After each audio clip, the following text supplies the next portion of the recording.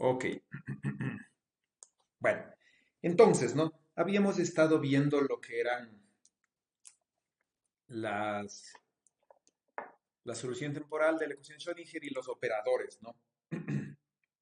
Entonces, básicamente habíamos visto las ecuaciones de Maxwell, ¿no? Las ecuaciones, ay, perdón, estaba en la clase anterior.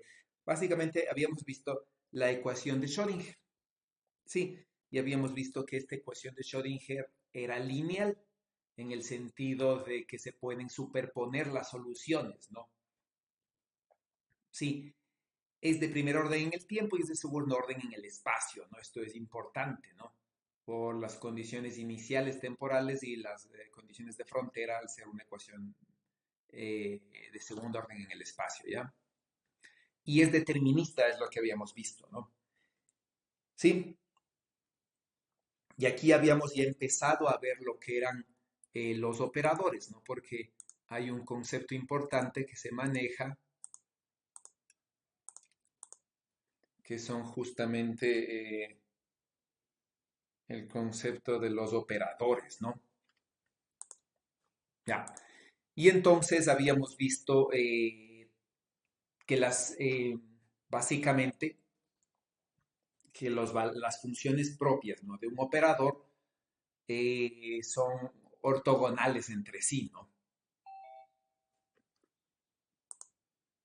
¿Ya? Y utilizando el principio de superposición habíamos llegado a este que era la completitud de la base, ¿no? Sí, es decir, las funciones propias de un operador forman una base. Sí, si este operador, bueno, cumple ciertas cualidades, ¿no? Entonces, habíamos estado comenzando a ver los operadores autoadjuntos. Sí, y habíamos dicho, ¿no es cierto? Un operador autoadjunto es un operador que es igual a su adjunto. Sí, y habíamos estado viendo esto de aquí, ¿no? Entonces, no necesariamente el operador es igual a su adjunto, ¿no? Eso no es necesario, ¿sí? O no en todos los casos se da, ¿no? Entonces, si el operador es autoadjunto, la cualidad que habíamos visto es que tienen valores propios reales, ¿no? Y sus funciones propias son ortogonales, ¿sí? Tal cual el caso del hamiltoniano, ¿no? Entonces ahí habíamos visto cuáles eran operadores autoadjuntos y no, ¿no? Y por ejemplo había quedado este de deber, ¿no? Sí, habían quedado este ejercicio de deber. ¿Cómo les fue con eso? ¿Qué le salió a cada uno de ustedes?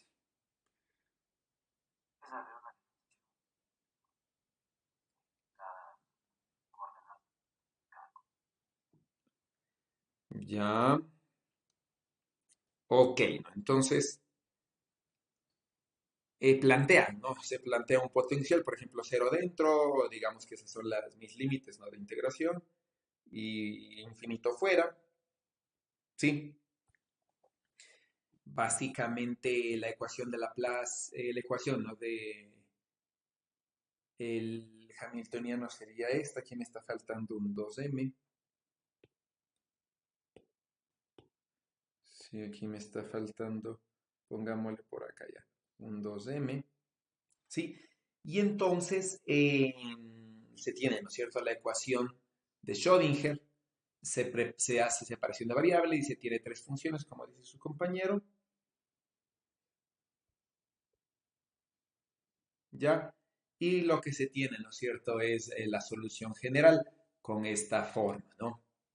Sí, con esta constante de normalización, ¿sí? Y se tiene que este va a ser los niveles energéticos, ¿no? Entonces, por ejemplo, si modelamos esto o si tomamos este modelo para una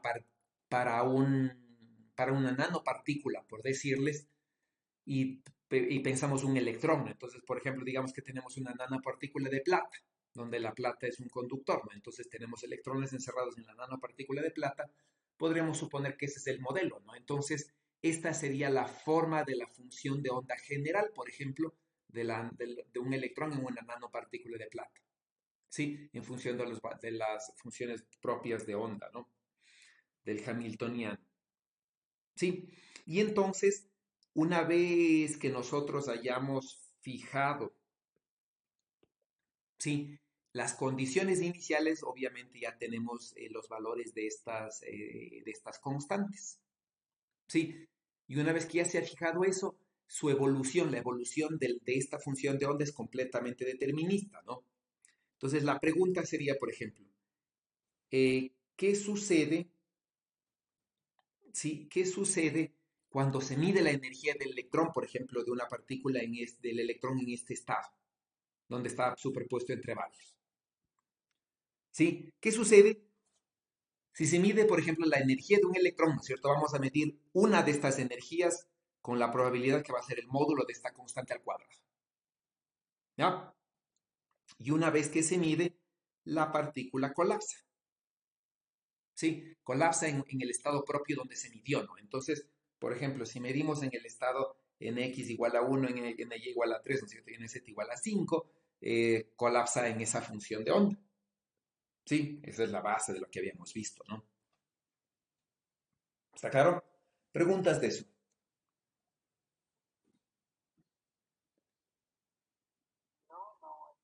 Sí, entonces lo que es importante aquí que recuerden es justamente el concepto de colapso, ¿no? Y el concepto de evolución, que como habíamos dicho y les recalqué en la clase anterior, es muy diferente.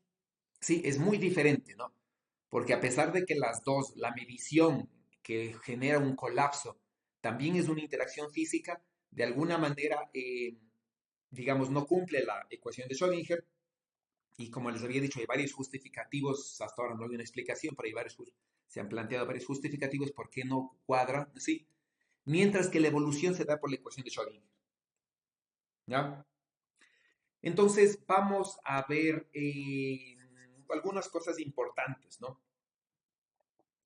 Lo que se conoce como conmutación de operadores, ¿sí?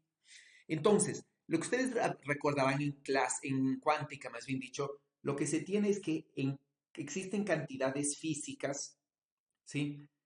En mecánica clásica, ¿no? Y a toda cantidad física se le asigna un operador, ¿ya? Y estas serían los operadores, por ejemplo, de las diferentes cantidades físicas, ¿no?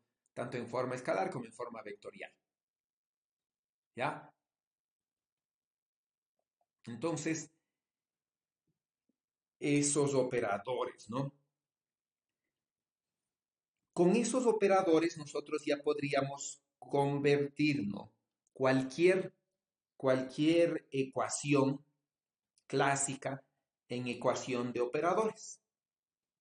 Sí, entonces la base de la mecánica cuántica, la forma de operarla es, si ustedes se fijan, a partir de aquí, es a partir de la mecánica clásica, ¿no? Justamente la mecánica clásica hamiltoniana, y esa es importante que ustedes lo ubiquen, ¿no? Porque la forma del hamiltoniano clásico en cualquier tipo de interacción es el que básicamente me va a definir para operadores el hamiltoniano cuántico. Y una vez que yo tengo ya el hamiltoniano, puedo resolver la ecuación de Schrödinger y plantear soluciones. Entonces, una base fundamental de la mecánica cuántica es la mecánica clásica hamiltoniana y es lo que yo espero que ustedes sí dominen, ¿no? Ahora, cuando vamos a operadores, sí, por ejemplo, yo tengo productos de dos operadores. Y en clásica es lo mismo, ¿no? Como estos son dos cantidades, nada más, no son operadores, en física clásica me da igual decir x por p de x o p de x por x. Ahora, ¿qué pasa si yo conmuto, por ejemplo, ahora esta misma cantidad en operadores? Entonces, de aquí tengo x, ¿no es cierto? Por p de x, ¿sí? Y esto es diferente que p de x por x, porque si hago la derivada esta, tengo esta cosa de aquí. Entonces la pregunta, obviamente, ¿no es cierto?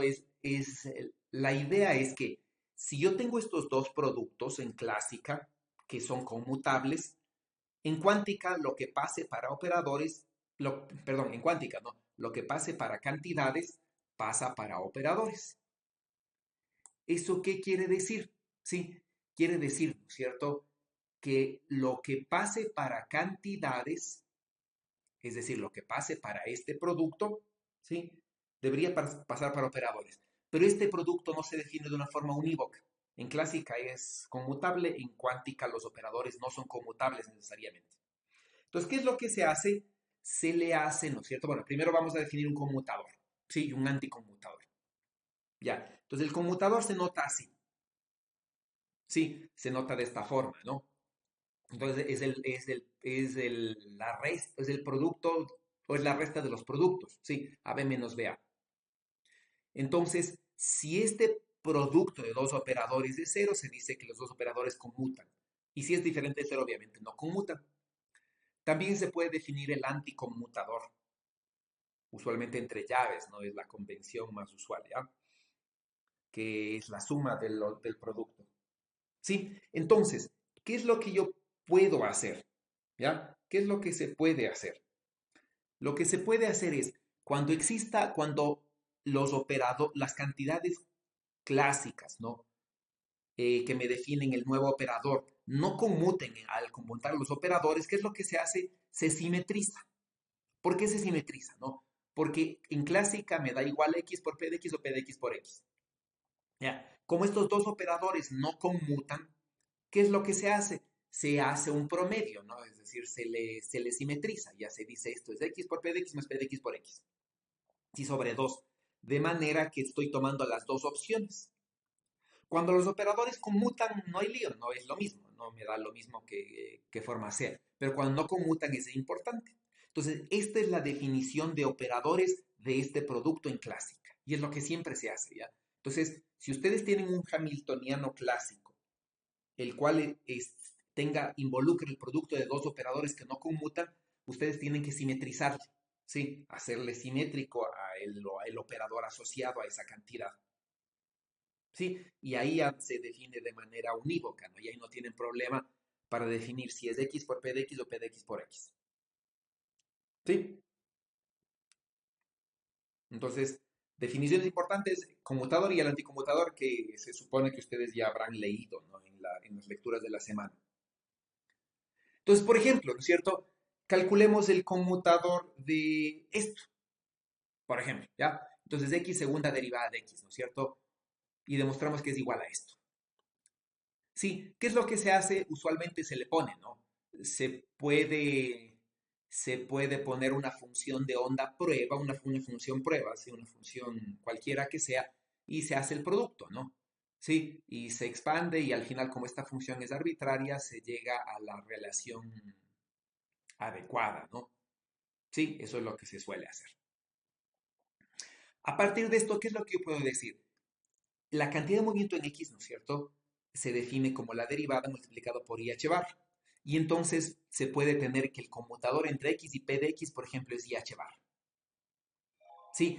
Esta es una cualidad típica que aparece entre las cantidades que se llaman, ay, se me fue el nombre ahorita, entre operadores que son, ¿cómo se llama en clásica?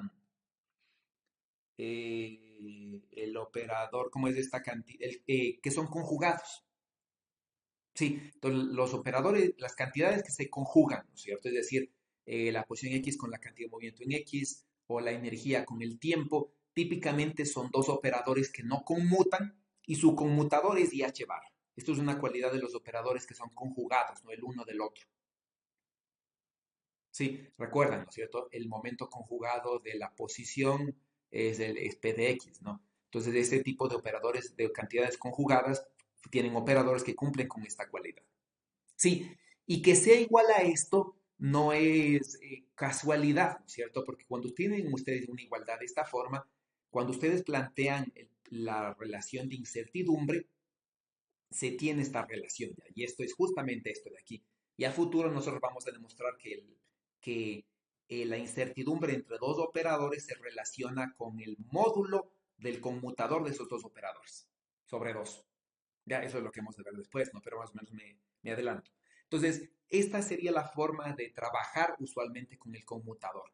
Sí, aquí los operadores están expresados en la base de las coordenadas, pero podríamos en general trabajar en la base en cualquier base, ¿no? De coordenadas, momentos o en cualquier otra forma, ¿ya?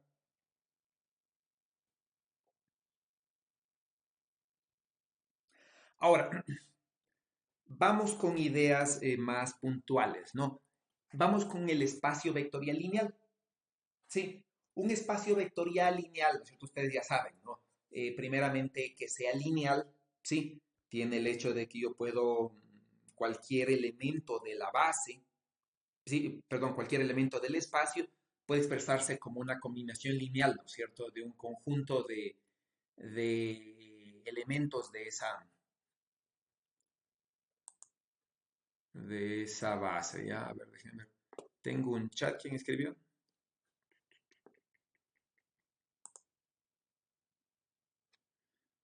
Ah, ya no hay problema. Si se les apaga la compu, si salen, no hay problema. Ya, si tienen algún problema que están jugueteando algunos de sus compañeros, por favor, avísenme. Eso no está bien.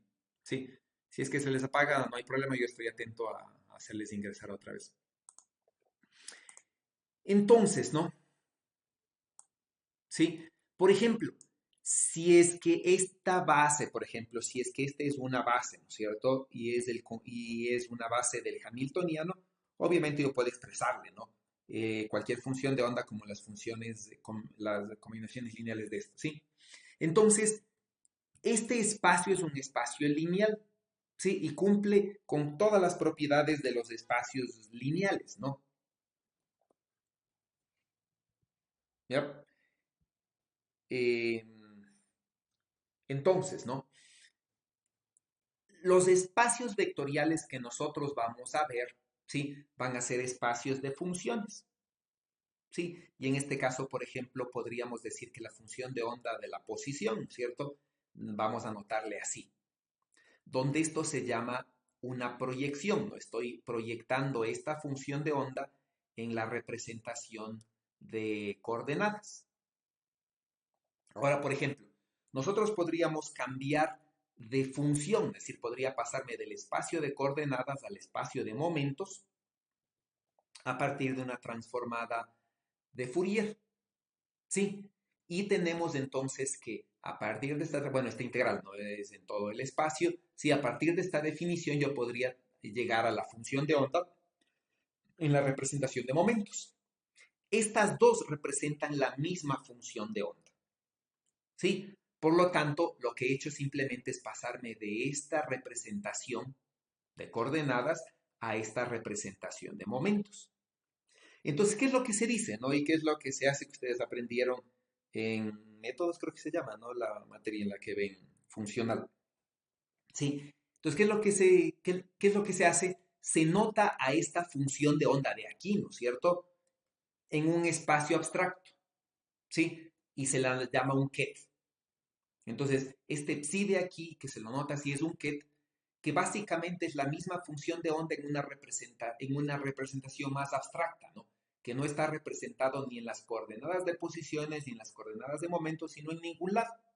Entonces, esta combinación lineal de aquí, ya que es esta, yo la puedo representar así, donde estas de aquí son funciones, bueno, aquí no lo he escrito explícitamente, debería escribirles, sí, estas funciones de allí no son funciones de onda de ninguna coordenada específica. A lo mucho son funciones de onda del tiempo. Sí, de eso sí pueden ser funciones de onda. ¿Ya? Pueden ser funciones del tiempo. ¿Sí? Entonces el tiempo funciona como un parámetro. No le proyecto sobre un espacio de tiempos o un espacio-tiempo, no, no existe eso. Inclusive esta es la mecánica cuántica no relativista. Inclusive en la mecánica cuántica relativista el tiempo sigue siendo un parámetro, no es una representación. Sí, sigue siendo un parámetro, ¿no? No hay una teoría que aún pueda ponerle a este tiempo como en una representación, ¿sí? Siempre hay errores. Entonces el tiempo sigue siendo un parámetro y por algún motivo extraño que no se conoce, no se puede representar, ¿no? Entonces, ¿qué propiedades tiene? Sí, al ser un espacio lineal simplemente cumple, ¿no? Con ciertas propiedades, ¿ya? Tiene la propiedad de clausura, es decir, ¿no? La suma de dos vectores, ¿sí? Es otro vector del mismo espacio, ¿ya? La adición es conmutativa, ¿sí? Y asociativa, ¿ya? Entonces U más B me genera otro vector, ¿no? El vector Z, por ejemplo. y B más W me genera otro vector, ¿no? El vector K, ¿sí? Entonces esto es asociativa, ¿no? Y el resultado es el mismo. La existencia de un nulo, ¿sí? Es decir, ¿no es cierto? Que el vector más un vector nulo me da el mismo vector, ¿sí? Y obviamente si le despejo de aquí, hay la existencia del inverso aditivo, ¿ya? Donde este vector menos u no es nada más que el vector u cambiado de signo, ¿sí?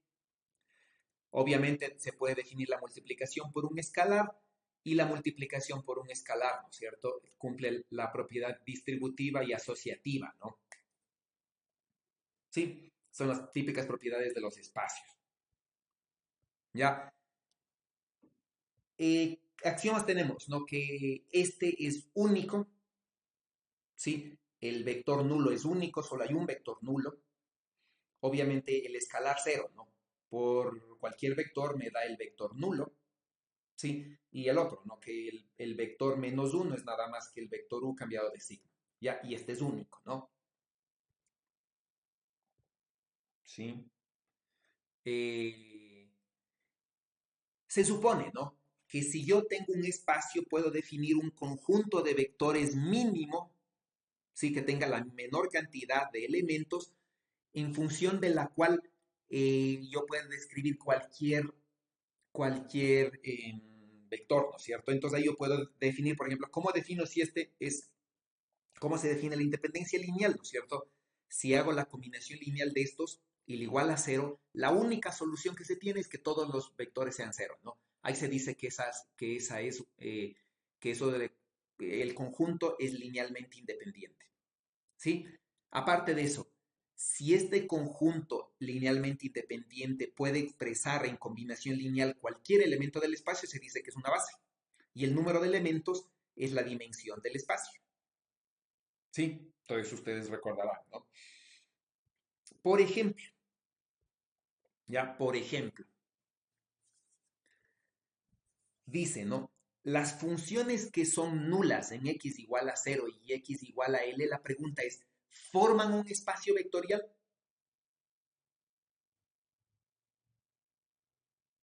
¿Qué hacemos? ¿Qué tenemos que demostrar? Entonces, ¿no es cierto? Dice, funciones, ¿ya? Tengo aquí las funciones, ¿sí? Ay, perdón. Digamos x, ¿no? Aquí está x igual a cero, ¿sí? Por aquí está x igual a l. Entonces me dice, las funciones, ¿no? Que son x igual a cero y x igual a l, por ejemplo, esta función, ¿ya? Por ejemplo, esta función, ¿no es cierto? Por ejemplo, esta función, ¿ya? Las funciones que en x igual a cero y x igual a l forman un espacio vectorial, ¿qué tenemos que demostrar? Esto, ¿no es cierto? Esto, ¿sí? Entonces veamos, ¿no? Usualmente la que sean, esta no es necesario demostrar, ¿no? La suma es conmutativa, ¿sí? Esta sería de demostrar, sí, habría que demostrar esta, ¿sí? Esta usualmente siempre se cumple, ¿no? Habría que demostrar esta, habría que demostrar esta y esta de acá, ¿ya? Que también usualmente siempre se cumple. Vamos con todas estas, ¿sí? Veamos. Vamos con la primera. ¿Cumple la relación de clausura?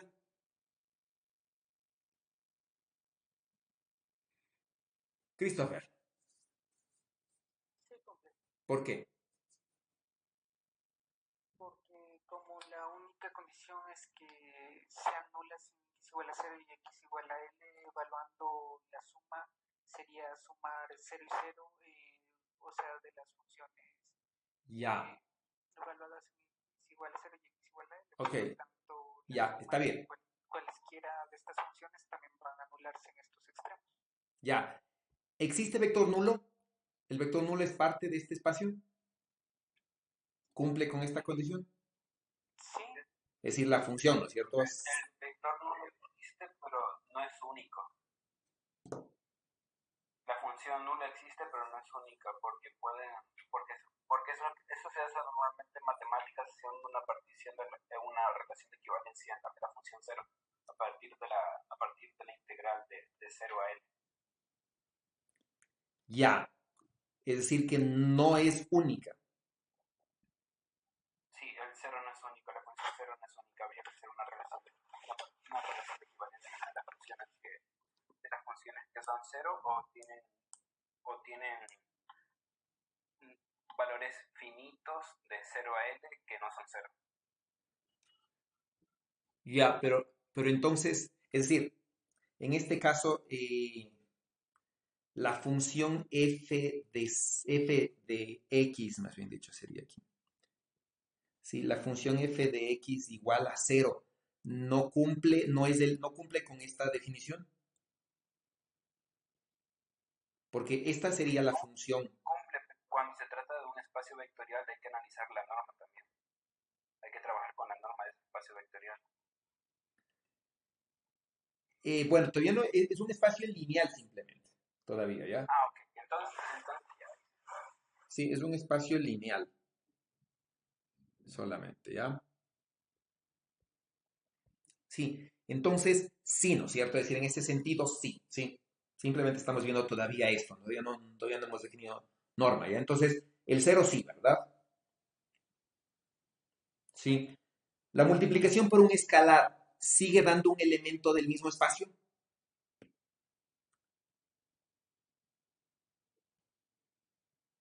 Sí. Ya. Sí, entonces cumple con todo, ¿no? Bueno, porque esto usualmente se cumple usualmente, ¿ya? Vamos con las otras. Por ejemplo, ¿qué pasa las funciones periódicas en cero, f de 0 igual a f de L? ¿Cumple o no cumple?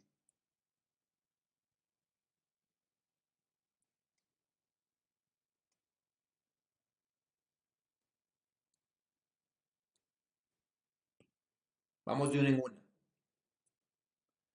Digamos que u es una función periódica, ¿no es cierto? Y b es otra función periódica entre 0 y L. La suma es una función periódica entre 0 y L.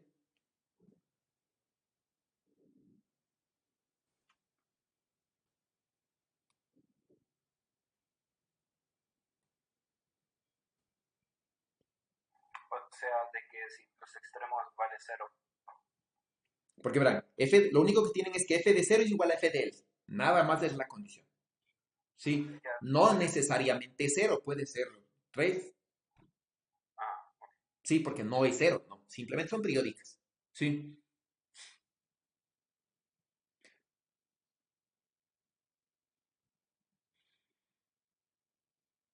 ¿Qué es dicen? necesario que sea cero en los extremos. No es necesario, claro. Aquí la única No es condición del necesario que sea espacio es cero en esta. los extremos. Perfecto. Es esta, ¿ya? Esta es la única condición del espacio. Es otra pregunta, ¿no? Esta es la única condición del espacio. ¿Cumple? Porque si es eso no necesariamente. Claro, no necesariamente 0. ¿Cumple con eso?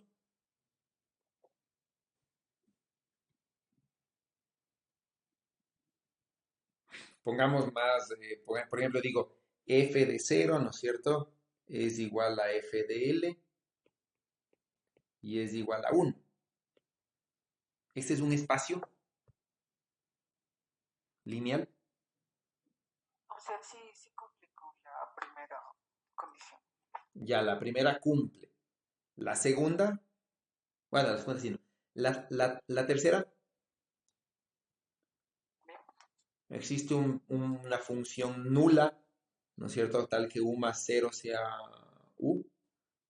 Ah, no, eso solo se cumpliría si, o sea, la primera condición que f de 0 igual a f de n igual a 0. No para un valor cualquiera. Ya, entonces, ¿no? Si la condición solamente es esta y no tiene un valor, el cero sí es, ¿no es cierto? Es decir, si cualquier función que sea periódica, sí. Si es que yo digo las funciones periódicas pero que sean igual a uno, ahí obviamente el cero ya no puede ser, ¿no? ¿Se me entienden? Porque puedo ponerle cualquier condición y no definirle el valor, ¿sí? O definirle el valor, ¿no? Entonces, esta, por ejemplo, si le defino el valor a cuál tienen que ser igual y sean periódicas, este ya no es un espacio, ¿sí? A menos que f de 0 sea igual a f de L y sea igual a 0. ¿Sí? Si no le defino qué valor tiene tener, puede ser cualquier cosa. Digo, f de 0 es igual a f de L, ¿no es cierto? Y esto simplemente es elemento, ¿sí? ¿Qué pasa? Elemento de los reales. Ya. Ahí es un espacio lineal.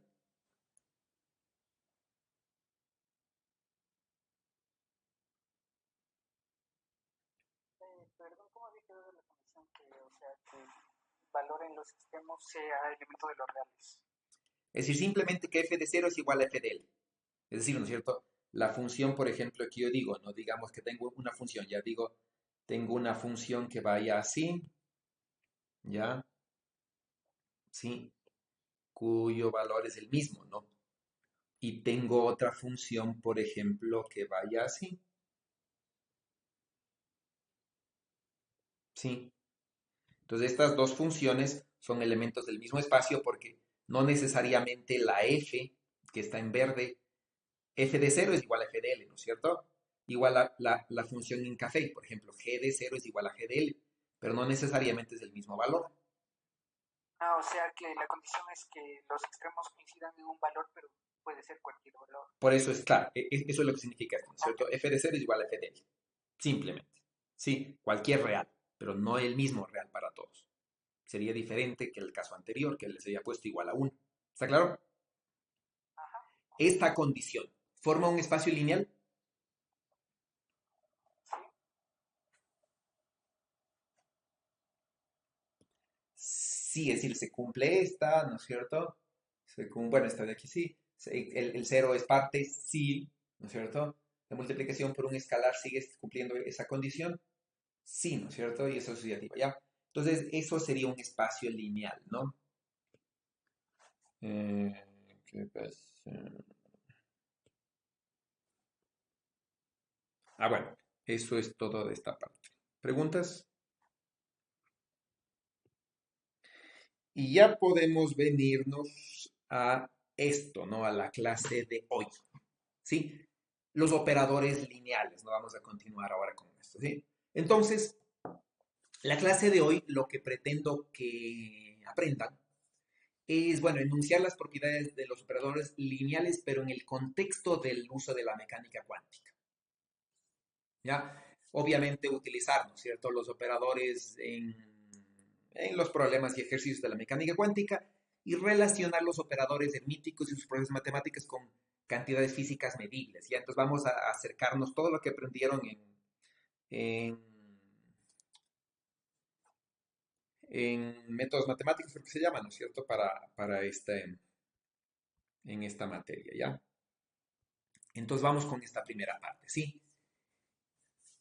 Entonces, ¿qué es un operador lineal? ¿No? ¿Qué es un operador? Sí, un operador simplemente, ¿no es cierto? Es algo que opera, ¿no? Entonces, un operador, por ejemplo, es el operador suma, ¿no es cierto? El operador derivada. Este operador opera simplemente sobre el espacio, sobre estos kets, ¿no? Sean lo que sea estos kets, ya pueden ser funciones de onda, ¿sí? Para nuestro caso sería esto, ¿no? Entonces, un operador, ¿sí? Simplemente transforma un ket en otro ket, pero ambos son del mismo espacio, ¿sí? Los operadores son lineales respecto de la multiplicación. Ya, entonces pueden, ¿no es cierto? Puedo multiplicar por la derecha, sí, o bueno, puedo operar a la derecha o puedo operar a la izquierda, ¿no? ¿Ya? Entonces son lineales, ¿sí? Entonces, por ejemplo, si yo tengo una base ortonormal, ¿ya? Entonces, ¿qué quiere decir, no? Si el operador sobre cada elemento de la base me transforma en otro ket, ¿no? En otros kets y prima. ¿Sí? Entonces, yo tengo un vector que se expresa en esta base mediante esta forma, una combinación lineal. ¿Qué es lo que me dice estas ecuaciones? ¿No es cierto? El omega del el operador aplicado al vector no es nada más que la misma combinación lineal cambiando i por i', ¿no? Sí, es decir, cada elemento de la base se transforma en esto. ¿Eso qué quisiera decir? Que el conjunto de vectores I' también es una base. ¿Sí? Entonces aquí lo que estoy transformando es a otra base, ¿no es cierto? Ahora, por ejemplo,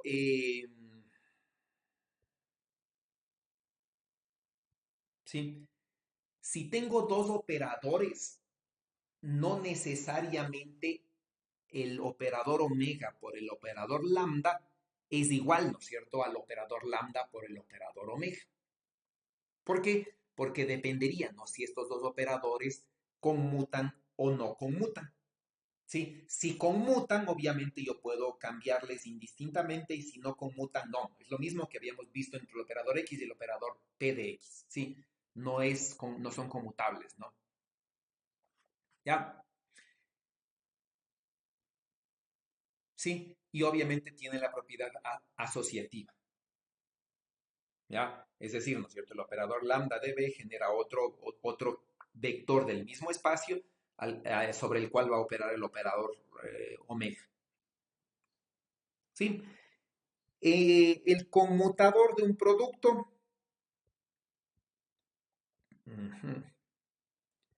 El conmutador de un producto, ¿sí? No es nada más que esto, ¿no?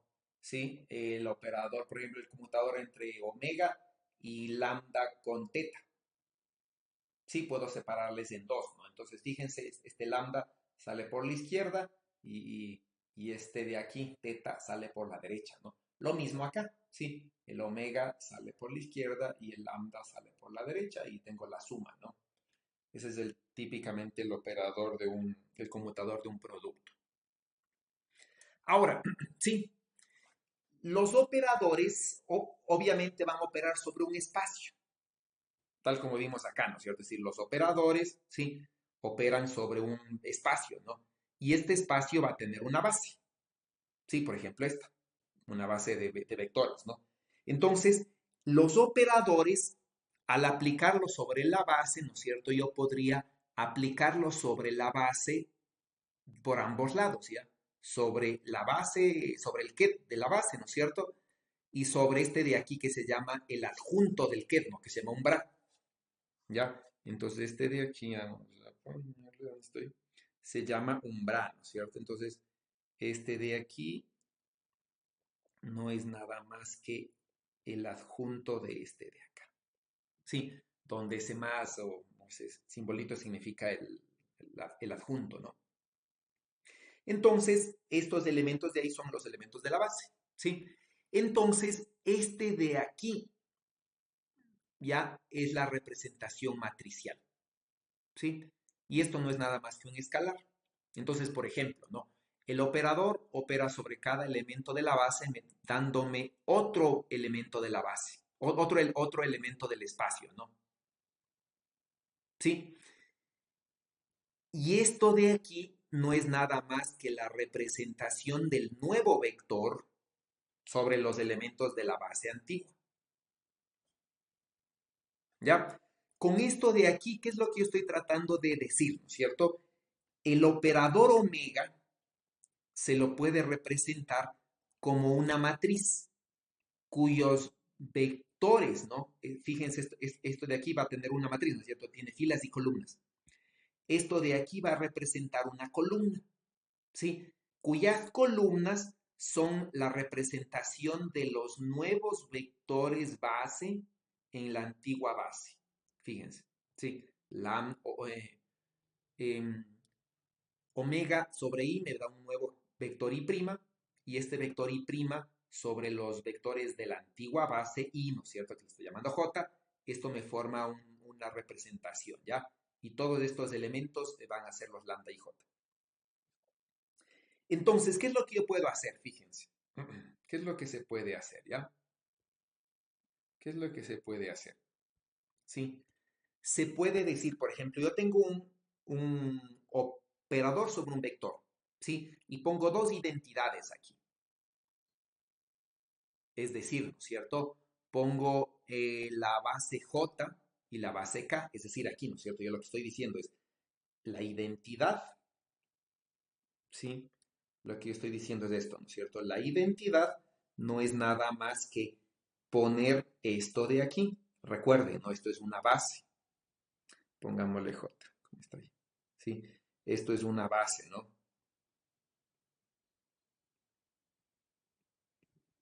Sí, entonces, si J representa una base, esto es la relación de clausura, es decir, la relación de completud, es una base completa. Entonces, esto es importante. Entonces, esto es lo que estoy haciendo aquí. Ya meto una identidad aquí, JJ, y meto una identidad acá, ¿no es cierto? Que es KK. Es la misma base, ¿ya? Y entonces, ¿qué es lo que yo puedo hacer aquí? Fíjense, esto de aquí no es nada más que un nuevo vector, ¿sí? Y ese nuevo vector lo estoy tratando de representar así. Entonces, ¿qué vector se forma? ¿Sí? ¿Qué vector se forma, no? Se forma este nuevo componente, ¿sí? Donde esto de aquí, fíjense, es un escalar, porque esto de aquí es el producto interno entre, bueno, el producto entre dos espacios duales realmente, ¿sí? Pero digamos que es el producto interno entre este vector de aquí y este de acá, y esto es también un producto, ¿no? Este también es un escalar, ¿sí? Entonces, todo esto de aquí me va a dar, toda esta sumatoria sobre K me va a dar un escalar, ¿ya? Y este escalar, ¿no es cierto? Multiplicado por este J no es nada más que es esto de acá abajo, ¿sí? Es el escalar, ¿no es cierto? Multiplicado por el J, ¿ya? ¿Qué es esto entonces? ¿Cómo lo represento esto de aquí, ya?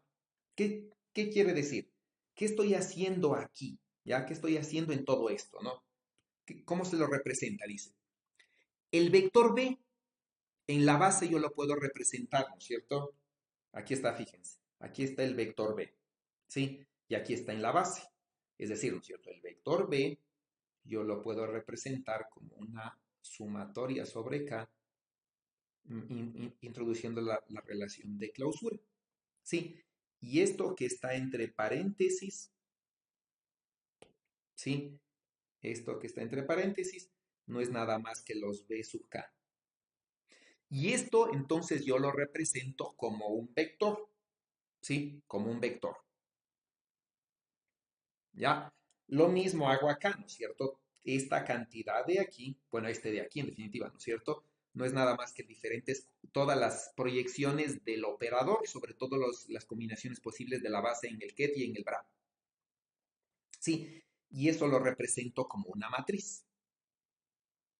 ¿Ya? Entonces, ¿qué es el operador omega por B en la representación matricial? ¿No es cierto? No es nada más que la representación de la matriz omega por el vector B. Entonces, si hago esto, ¿no es cierto? Multiplico esta fila por esta columna, me da este primer elemento. ¿Qué es lo que está expresado aquí? ¿No es cierto? Fíjense, aquí está la fila, ¿sí? Y aquí está la columna. Entonces, sumo sobre K, ¿no es cierto? Entonces, esto es primera fila por primera columna, por ejemplo, cuando J es igual a 1. Sí, cuando J es igual a 2, segunda fila por la columna. Tercera fila por la columna cuando J es igual a 3 y así. Entonces, esta representación aquí no es nada más que la representación matricial.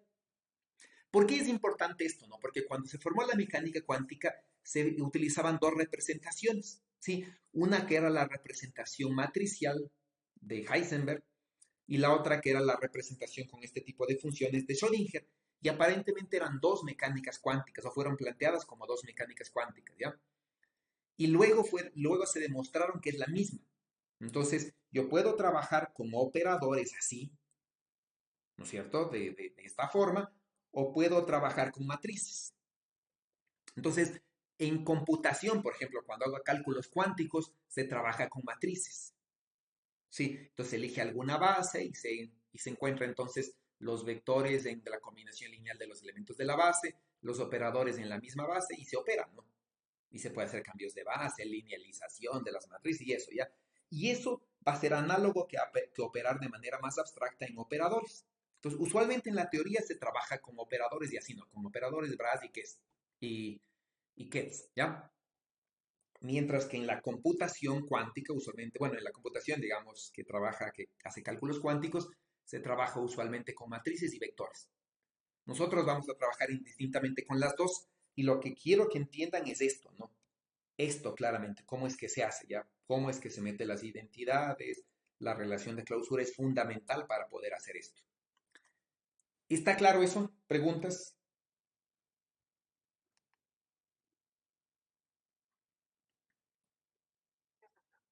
Entonces, ustedes ya podrían explicar con sus palabras, deberían poder decir qué es la representación matricial de operadores.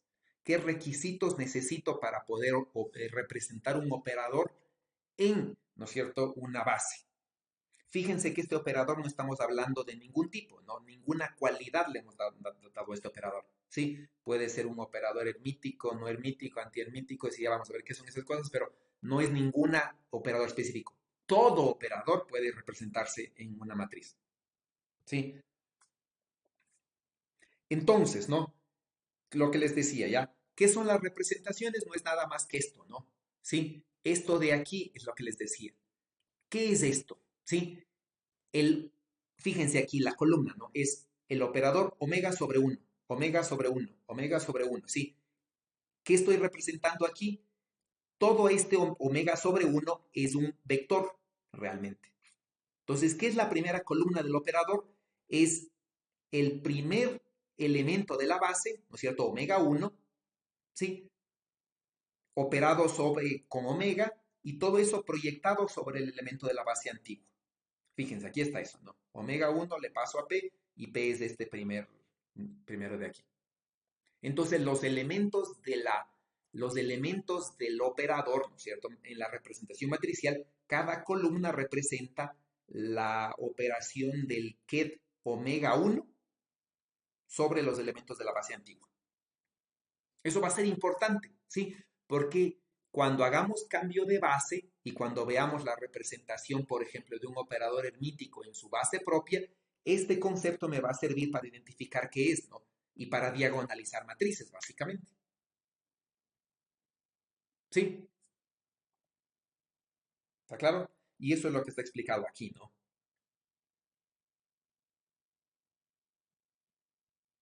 Sí, entonces, ¿qué es esto? No es nada más, ¿no es cierto? Que la representación del omega 1 sobre los elementos de la base, ¿ya? Entonces, este es lo mismo, ¿no? Esta segunda columna es el omega 2 que me va a dar un ket, llamémosle 2' sobre los elementos de la base antigua, que es la base I, ¿no? Y JK, ya, 1, 2, 3. Por ejemplo, ¿ya? Supongamos este van a ser ustedes. Sea R un operador, sí, un operador cualquiera, ¿no? Cuya acción sobre los elementos de una base es esta. Entonces tienen la base 1, 2, 3, ¿sí? Y J es una base ortonormal, ¿cierto? Y tienen esta es la rotación, ¿sí? O bueno, no la rotación, la R de 1 es 1, la R de 2 es 3 y la R de 3 es menos 2.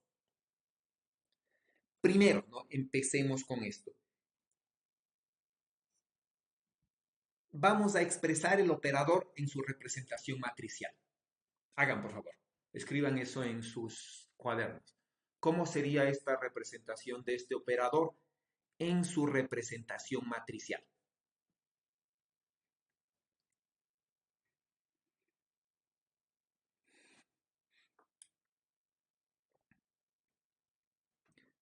Vamos a ver, ¿cómo debería ser la primera columna? Sería R1, no sé, es proyectado en 1, R1 proyectado en 2 y R1 proyectado en 3. Ya, entonces, ¿no es cierto? Exacto, ¿no? Entonces, R1 es 1. Entonces, 1 proyectado en 1 es 1, 1 proyectado en 2 y en 3 es 0, ¿no? Es decir, va a ser una primera columna que tenga 1 en el primer elemento, 0 más abajo y 0 más abajo. ¿Cómo es la segunda columna? Sería 0, 0 y 1. 0, 0 y 1. ¿Y la tercera? 0 menos 1, 0. Ya, ¿no? Exacto. Ya, entonces, ahí estamos aplicando así en un problema muy simple, ¿no es cierto? Lo que es, ¿ya? Entonces, eso es, ¿ya? Entonces, ¿qué quiere decir? Supongamos que este es el X, ¿sí? Este es el y este es el Z, ¿sí? ¿Qué pasa? Este operador R en X le hace X, a Y le hace Z y a Z le hace menos Y. ¿Qué es entonces? ¿Qué es este R? Este R es una rotación de 90 grados alrededor del eje X. ¿Sí? Ese tipo de abstracción es el que quiero que puedan manejarlo acá. ¿Sí? Entonces estos que es 1, 2, 3 representa cualquier cosa realmente, ¿no? Por ejemplo, esto así. ¿Está claro eso? Es una rotación, ¿sí? 90 grados. ¿Sí? Vamos a ver, ¿ya? Si se entendió. ¿Qué es ese operador? Omega. Igual, ¿no? El operador 1 es X y Z, ¿no? 1 es de X, 2 es Y y 3 es Z. ¿Qué hace este operador?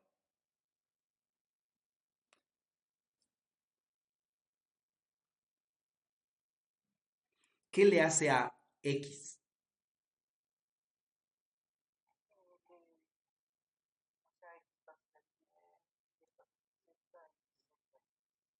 Ya, ¿no es cierto? Eso lo veo por columnas, exacto, ¿no? X pasa a ser Y, ¿sí? Porque esto es omega de X, ¿no? ¿Sí? Esta es Y, ¿no es cierto? Omega de Y. Y pasa a ser entonces Z. Y esto es omega de Z, ¿no? La tercera columna. Z pasa a ser X. Recuerden, ¿no? Cada columna, ¿no? Recuerden, ¿no? Por ejemplo, esta columna, ¿sí? No es nada más que omega mayúsculo, pero omega de Y, ¿sí? Y esto me dice que es igual a Z. Entonces, X pasa a ser Y pasa a ser Z, Z pasa a ser X. ¿Qué es eso?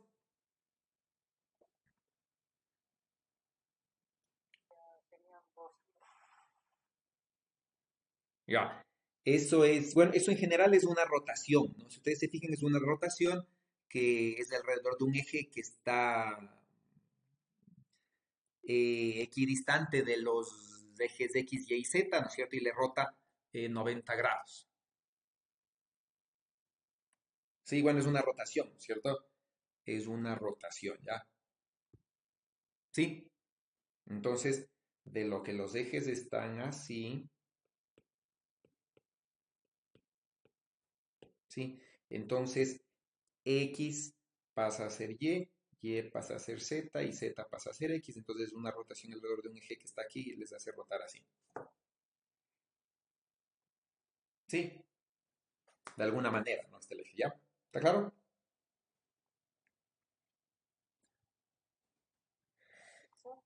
Vamos a ver diferentes operadores, ¿no? El operador proyección, ¿ya? El operador proyección, y con esto creo que acabo porque se me acaba el tiempo. El operador proyección, ¿qué es lo que hace? ¿Sí? El operador proyección, por ejemplo, lo único que hace es proyectarle sobre un elemento o sobre un conjunto de elementos, ¿no? Por ejemplo, aquí digo, aquí meto la relación de clausura, ¿sí? Y este de aquí, entonces, este vector se puede proyectar, ¿no es cierto?, a través de la relación de clausura sobre cada uno de los elementos, por ejemplo, de esta base. Sí, entonces esta misma operación puedo decir que lo que yo estoy haciendo no es nada más que proyectar, ¿no es cierto? Este es el operador proyección sobre un elemento i, por ejemplo. Entonces digo, esta es la proyección sobre i, ¿sí? Que no es nada más que eh, operar, ¿no es cierto? Este es un operador, ponerle aquí ya, que me va a dar esto, ¿sí? Este de aquí es el adjunto del operador. Entonces, fíjense, si al operador, ¿no es cierto? Si a este, pongámosle por aquí ya, si a este operador le hago el adjunto, ¿ya? ¿Cómo le hago el adjunto, ¿no? De este operador, ¿ya? Lo que está, por ejemplo, pongamos otro antes de esto, ¿no? Digamos que tengo IJ, ¿ya? ¿Sí? ¿Cómo le hago el adjunto de esto? ¿Sí? ¿Qué es lo que se hace? Lo que se cambia de orden, ¿no? Básicamente, ¿ya? Entonces, este de aquí, ¿sí? Que es un bra. Comenzamos por esto, ¿no? Este de aquí que es un ket, se hace un bra, y este de aquí que es un bra, se hace un ket, y se cambia de orden, ¿no? Entonces me quedaría así, ¿no? Sí, entonces invierto el orden y le hago el adjunto, ¿no? Entonces se hace esto, ¿ya? Entonces, ¿qué hago si hago el adjunto de este de aquí? ¿Sí? Como esto es I, me queda nada más que I, ¿no es cierto? Me queda lo mismo, ¿sí? Es decir, que es un operador, el operador proyección es un operador autoadjunto, ¿ya? Es un operador autoadjunto, ¿no? Y entonces el operador de este, ¿no es cierto? Es el mismo operador de este, ¿ya? Y entonces este de aquí no es nada más que el complejo conjugado, ¿sí? ¿Cuál es la relación de completitud? ¿Ya? ¿Cuál es la relación de completitud?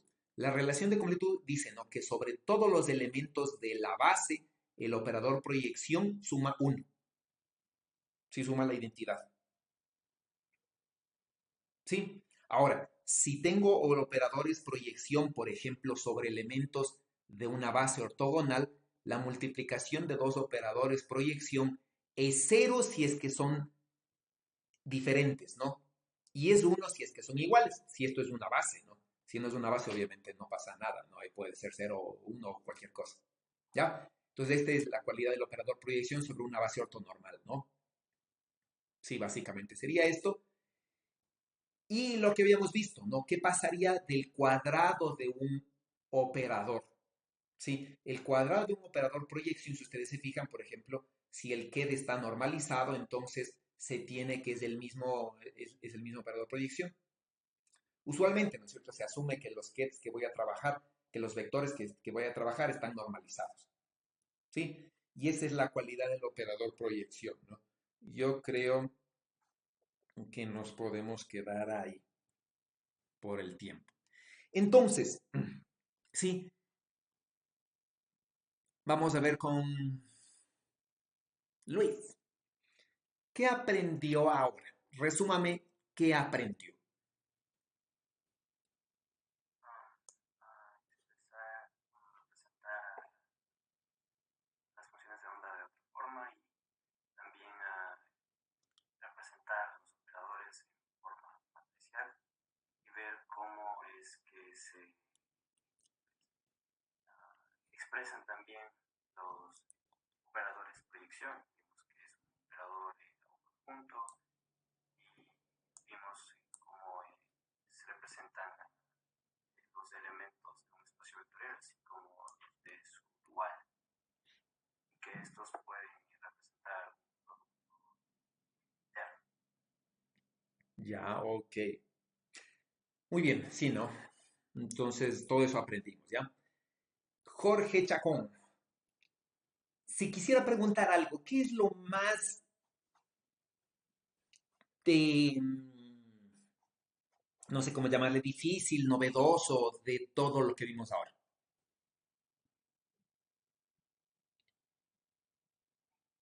Lo más novedoso sería, o sea, para mí la representación material Ya, ¿qué le pareció novedoso de eso? que no sabía cómo se representaba. Ya, ok. Jorge Medina, cuénteme. Si hiciera una pregunta a usted acerca del tema de hoy, ¿qué preguntaría? ¿Qué es lo que más, elabora una pregunta? Así que sea teórica, ¿no es cierto? Que podamos responder fácil, bueno, que podamos responder de manera teórica, que no sea de un cálculo. ¿Qué preguntaría usted? Puede ser conceptual, puede ser cualquier cosa, ¿ya? Pero que no sea cálculo necesariamente. ¿De qué forma debería, porque cuál es la lógica física detrás de que los operadores como la energía deben ser autoconductos? Ya, ya, bueno, pero todavía no hemos visto los hermíticos, ¿no? Pero bueno, está bien, ¿sí? Entonces, todo esto va en función de esto, ¿no? Por eso yo les había dicho, no se olviden, voy a tratar yo de hacerlo, ya se me paró el compartir. Todo esto yo le voy a hacer, voy a insistir, ¿no es cierto?, en lo que se supone que tienen que aprender al final de la clase, ¿sí? Porque quiero que al final de la clase estén conscientes de esto, ¿no? Si es que ya podrían o no podrían trabajar entonces, por ejemplo, ya saben, hemos visto algunas de las propiedades de los operadores lineales, ¿no es cierto? Y estamos comenzando a ver cómo se utilizan estos. Entonces ya se imaginan, ya en algunos ejercicios lo vamos a trabajar de forma matricial, en algunos otros lo vamos a trabajar con Bras y Ket, ¿no? Y sus propiedades. Sí, el tercero no llegamos a establecer en esta clase, ¿ok? Estamos un poco atrasados del plan del este, pero no se preocupen, más me interesa, más que cumplir el plan, me interesa que ustedes vayan aprendiendo y conforme vayamos ganando, bueno, vayamos, a ver, ustedes vayan leyendo, ¿no es cierto? Yo podría avanzar más rápido y nos iremos igualando después, ¿ya? ¿Preguntas? Sí, tienen deberes en el aula virtual, ¿no? Creo que todos los deberes son realizables, ¿ya? Si algún deber no alcanzamos, si alguno de los ejercicios del deber no alcanzamos a cubrir en la clase de hoy, por favor me avisan, yo ya voy a revisar de todas formas para postergar el deber si es que es necesario y hasta cubrirlo en clase el tema. ¿Ok? O sea, el segundo deber, el segundo ejercicio del deber, lo intenté y, o sea, tenemos que expresar la noción de densidad de probabilidad en el espacio del momento y lo chequé rápidamente con lo que encontré en, en el primer ejercicio y con la transformada de Fourier que ya la vimos, Claro. lo puse en el Wolfram a ver si eso se podía calcular y me salió que no convergía.